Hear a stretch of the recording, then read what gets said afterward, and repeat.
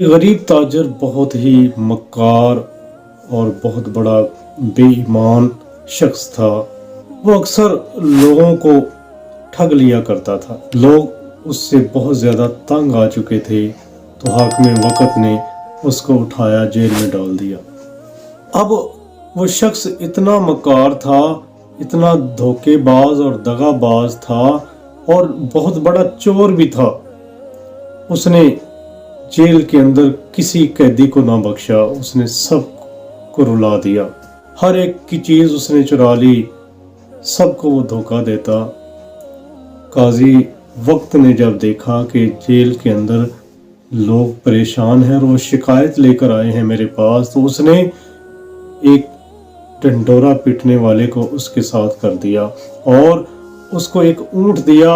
उस ऊंट के ऊपर भूसा लदा हुआ था और उसके ऊपर उसको बिठा दिया चोर को और कहा कि इसको ले जाओ और लोगों के अंदर ऐलान करते जाओ कि ये बहुत बड़ा ठग है, ये बहुत बड़ा मक्कार और चोर है, इससे बच के रहना।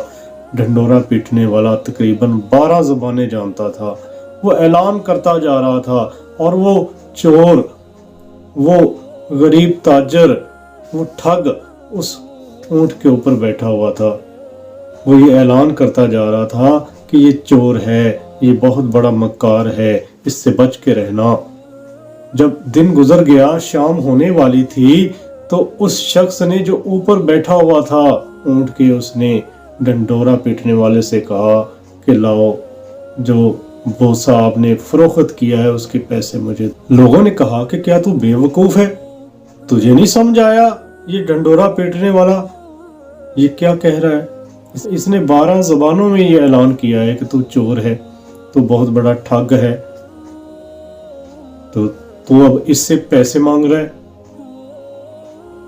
तो नाज़रीन किराम, आप सोच रही होंगी कि कहाँ से ऊंट और ये ढंढोरा पीटने वाला कहाँ से आ गए। तो नाज़रीन किराम, ढंढोरा पीटने वाला यानी ऐलान करने वाला, बताने वाला, बाखबर करने वाला। जिस तरह अंबिया किराम आए, वो बाखबर करते रहे, वो ये ऐलानात करते रहे कि बुराई से बच जाओ और नेकी के रास्ते पर आ जाओ। लेकिन इंसान वो मक्कार चोर ताजर है जो उस भूसे वाले ऊंट के ऊपर बैठा है, वो ढंढोरा पीटने वाले की आवाज़ को नहीं सुन रहा, बल्कि वो इस धुन में लगा हुआ है कि ये भूसा बिकेगा, फरोख्त होगा तो ये पैसे मेरे पास आएंगे। यानी कि हिरस और लालच इतनी ज़्यादा है कि वो ऐलानात जो अंबिया किराम ने किए, वो तालीमात जो अंबिया किराम छोड़ कर गए हमारे लिए, वो हमें दिखाई नहीं देती, वो हमें सुनाई नहीं देती। हम बहरे हो चुके हैं, हम अंधे हो चुके हैं। एक इंसान जो नाबीना होता है उसके साथ अल्लाह ताला होता है, लेकिन वो इंसान जो अकल से नाबीना हो जाए तो उसके लिए आखिरत में अल्लाह ताला ने बहुत सख्त अजाब रखा हुआ है।